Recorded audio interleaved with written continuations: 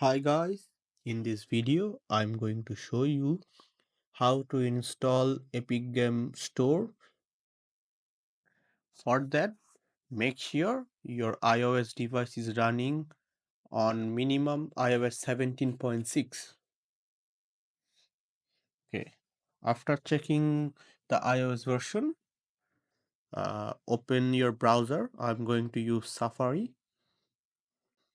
After opening your browser, search Epic Game Launcher. Enter in the website.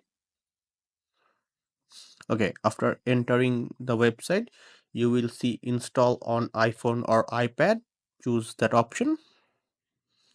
After choosing that option, press install, press OK.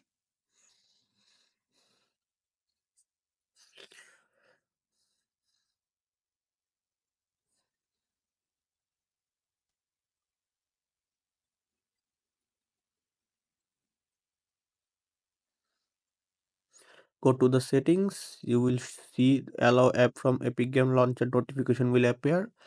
Allow that. Come back again to the website and press install, and your installation process will begin.